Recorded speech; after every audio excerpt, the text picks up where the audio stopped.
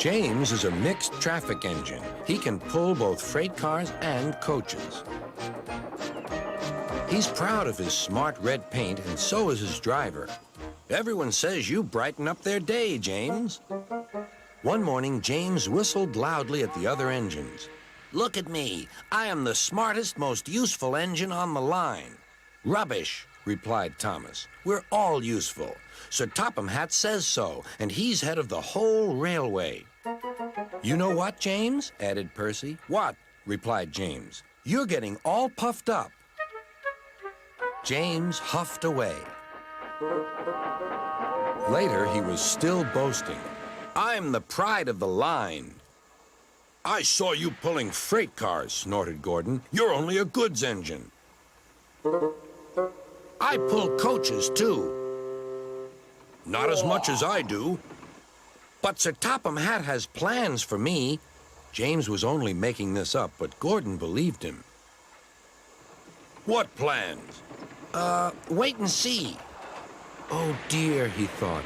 Now what'll I do? Thomas was shunting shining new coaches. Good morning, James. Are those coaches for me? Asked James hopefully. No, these are for Gordon's Express. I'll fetch your freight cars next. But James was going to play a trick on the other engines.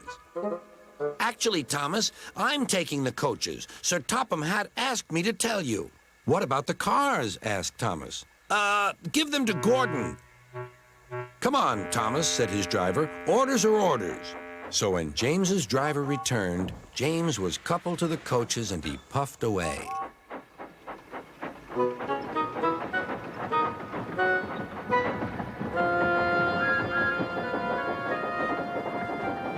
Thomas returned with the freight cars, and a few minutes later, Gordon arrived.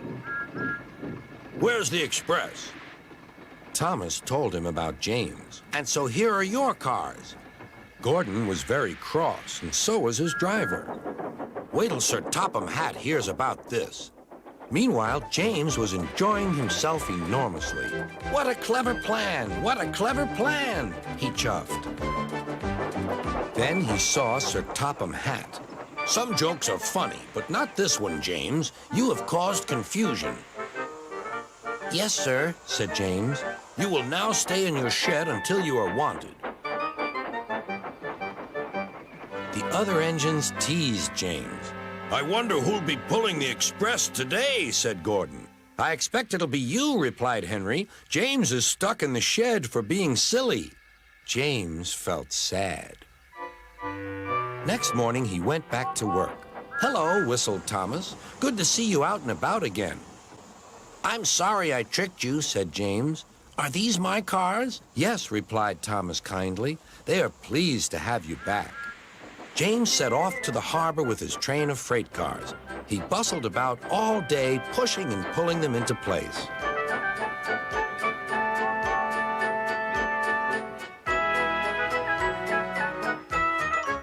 Time to go home now, James, said his driver at last. No cars or passengers, just we two. But his driver was wrong. Excuse me, called a man. I have a meeting with Sir Topham Hatt, and I mustn't be late. May I ride back with you? Of course, replied James's driver. Then he whispered to James, this gentleman is a railway inspector. James was most impressed. He steamed along the line as smoothly and quickly as he could.